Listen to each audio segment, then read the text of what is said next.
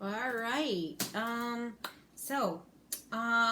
For extra credit, I'm supposed to, we're all allowed to teach each other something. Um, and what I'm going to teach you is what I do best, which is Qigong. For those of you who are not familiar with Qigong, Qigong is a um, movement practice similar to yoga in that it focuses on slow, easy movements. Qi means energy. You may be more familiar with Tai Chi, and Tai Chi is a slow martial art that comes from Qigong. So that QI and that CHI are the same Chinese character. So there's a lot to Qigong in that there's 3,000 years of history. Each family have their own Qigong practice, and so there are many, many forms of Qigong, just like there are a lot of different Tai Chi forms. And so I'm going to just teach you a few basic ones. I think I'm gonna adjust the camera a little bit so that you can see most of me. Oh, the chair was set up because I just finished doing a Qigong for Cancer live in one of my Facebook groups. I have two Qigong Facebook groups, and the one is my private group, and I have about 22 friends with cancer, so I did a Qigong session for them so that it can kind of help them towards survival and self-healing. And that is something that the energy of Qigong can do. You may have heard of Reiki. Qi and Qi are the same thing. It's that energy that we have. And all the people who are in the coaching field probably should know about this because it is one of the most powerful ways of self-healing. So I'm going to teach you just a few movements of Qigong. You don't need to see so much of the kitchen cabinets. You need to see more of my arms and legs. So I'm going to teach you crane spreads wings, which goes like this. Obviously, I'm using my arms. So the arms go up and down like this. And you go a little up and down with your feet. You pump your feet. And then you go like this for greater balance.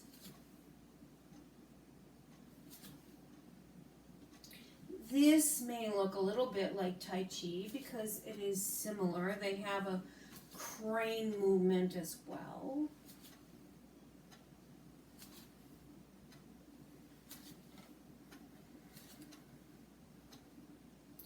And now I'm going to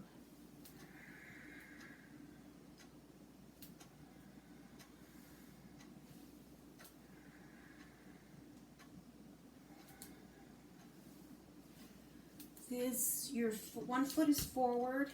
You can barely see it.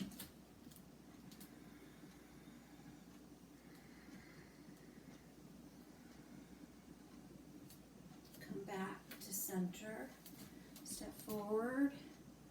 Spread your wings. Come back to center.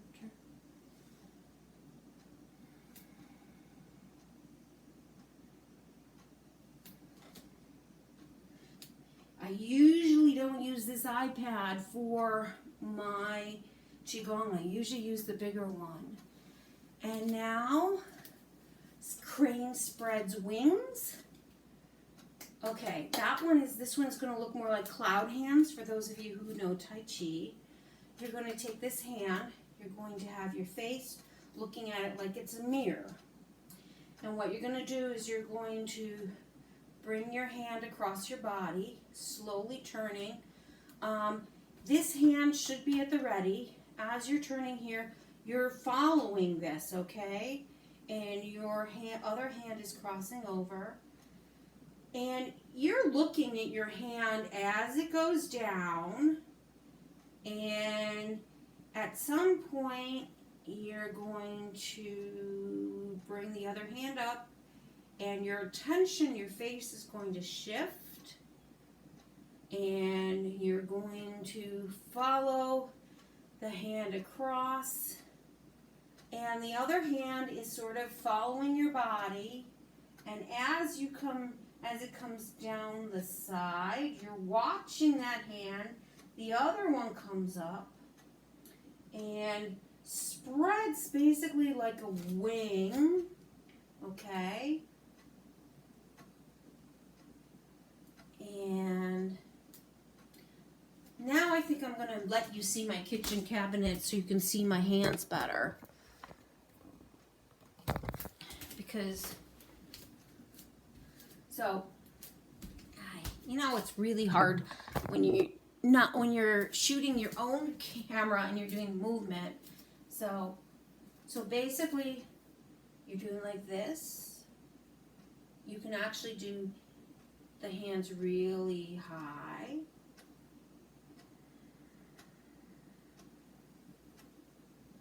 Now, right now, I'm looking at the camera instead of my hands because I'm just making sure how it looks because I'm not even sure of that. Now, I'm going to bring in and I'm going to follow my hand across, bringing it down. And as I bring it down, I bring up the other hand and I switch my gaze to this hand as I bring them both across. And then they start to cross over. I'm pretty much just turning at the waist.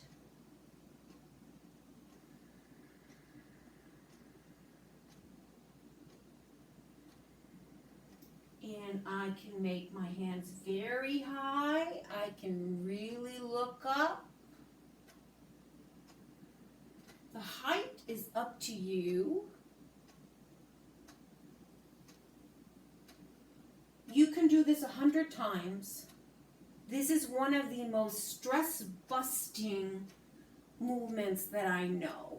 This is one of my favorite Qigong movements. The first one I did is actually part of something called the Animal Frolics. This one is part of something called the 8 Pieces of Brocade.